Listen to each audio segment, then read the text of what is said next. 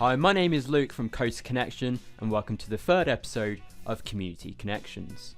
Within the last week we've had so many different kinds of announcements and news, so without wasting time, let's talk about all the news and updates that happened within the last week. Now our first bit of news is coming in from Thorpe Park's official Facebook page, which just announced a new world's first attraction is coming to the resort this summer. Now it hasn't been announced what this new attraction could be, but in my opinion, I think they could be doing something to the X roller coaster at the park, and here's why.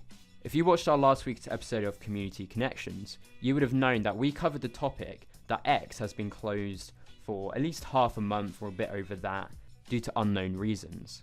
I reckon they could be doing something to X to make it a new world's first attraction.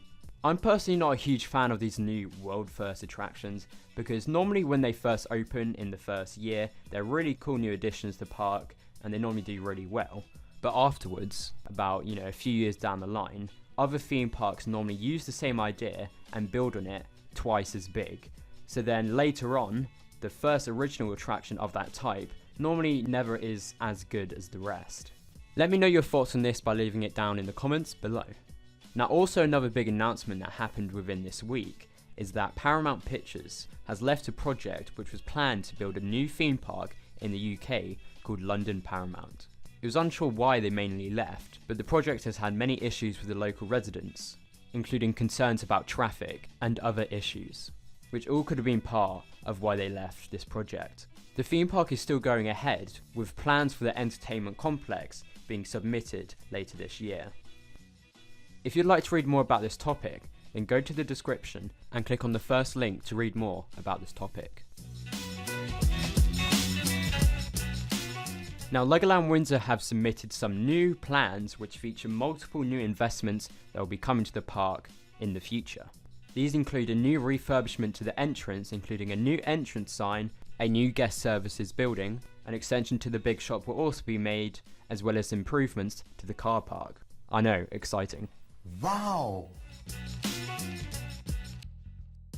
There will also be some new lodges being added to the resort. The fields behind the main car park will be able to extend the on-site accommodation available at the park. These lodges will be very similar to the ones that are currently at Alton Towers with their enchanted village.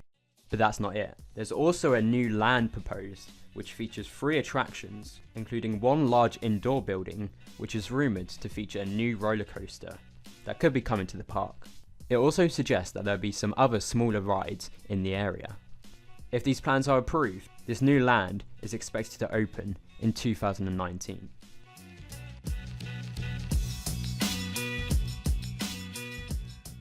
Now we're going to discuss the topic which you have sent in from the comments below.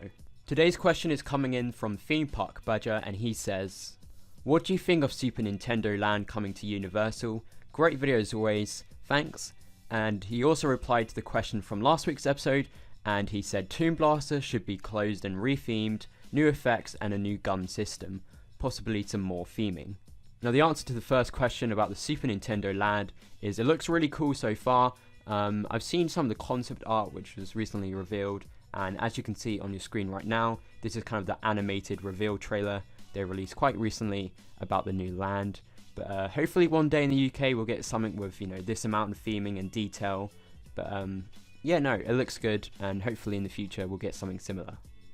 Now the reason why I was talking about what do you think should happen to Toon Blaster in my last week's episode is recently I went to Chessington World of Adventures and had to go on Toon Blaster, which I haven't gone on for a while, and unfortunately I was really disappointed with the ride. For the last remaining half of the ride, there was zero audio, like nothing at all. You could literally only hear people's guns squeaking because of how old they are and broken. And recently they did a refurbishment to the entire ride, but I don't think it's really done much for the ride, and I really think it's time for it to go.